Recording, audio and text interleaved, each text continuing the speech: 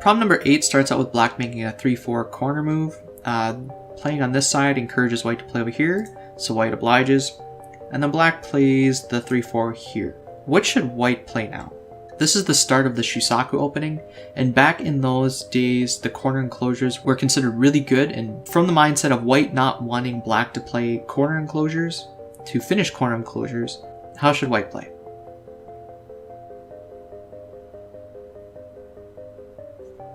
White's move is to play the approach here. This prevents black from getting some sort of orthodox facing this stone. In the Shusaku opening, black will play the 3-4 here. I think it's also called the 1-3-5 opening, you know, the Shusaku opening. So from here, white again wants to prevent black from making corner enclosures. And so white will approach low here. Again, this is another potential orthodox that black could get on the bottom side. And so after this, now what should black play to continue the Shusaku opening?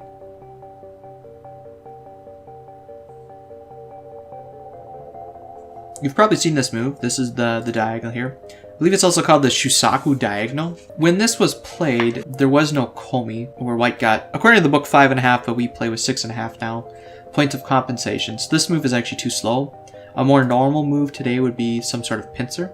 Before we get into the continuation, or one of the main lines of continuation for the Shusaku opening here, we're going to look into some variants and some other potential things that could come out of this sort of opening. Starting with problem 20, where instead of making the diagonal, black decides to make a 3-space little pincer on the stone here.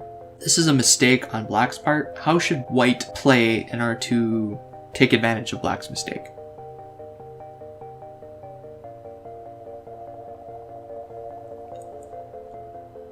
White should treat this as a 3-5 corner and lean on it here.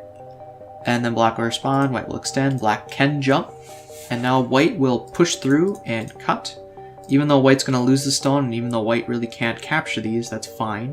White will take this free move and then cut here, forcing black to capture. And then white will hit the head on the 2 stones here, forcing black to capture this stone. Now looking at what white got Sente. White also got a nice wall facing this way, which means white could get some sort of extension over here. But looking at what black got, black has this 2-stone wall facing this stone, which is 2 spaces away. And if you're thinking of bases, like for instance here, the 2-stone or the 2-space base is normal. But when you have a stone like this, then you really want a 3-space extension. So white made black over concentrated here by forcing all of this. So this is a really good result from white. Alright, so instead of white approaching low here, as is normal for Shusaku, white decides to approach here. How should black respond to this move?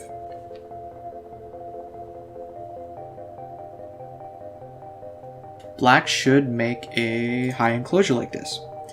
When black makes this enclosure, black is looking to make some sort of pincer over here. So in response, white will probably make a 5-space extension from this stone here, preventing black from getting a decent extension. If white plays a little bit closer on, say, this line, then when black plays here, this is a nice 3-space optimal extension from black's wall. So white is better off playing here. And now black has 2 options. Black can either play the diagonal now, or black can play the 2-space high pincer here. Another thing white can do is approach high here instead of low. And you know, as normal in the Shusaku opening, black usually plays something like up here. But instead of that, black decides to attach underneath and play this Joseki. White decides to make the mouth shape. Black plays here. So now what should white do? White should play the pincer on black's stone here. Black will play the diagonal to reinforce the stones, and then white will jump. Now black may do something like this, just to reinforce the stones a little bit. But the point is, this is a lot better than the alternative. And what's the alternative? After black plays here, the alternative and normal Joseki move is to play here. After white plays here, black can make the 2-space extension here. This is the optimal extension for checking this, this formation. Black is now safe with his 2-space base. And when black plays this move, it opens up this invasion here. And if you want to see more, check out the Get Strong and Invading series about this invasion. From here, if white doesn't respond, black can invade here and either get a ton of outside influence or force white out into the center without a base. In order to prevent that, white, of course, just jump out like this. But now black has Sente to play elsewhere.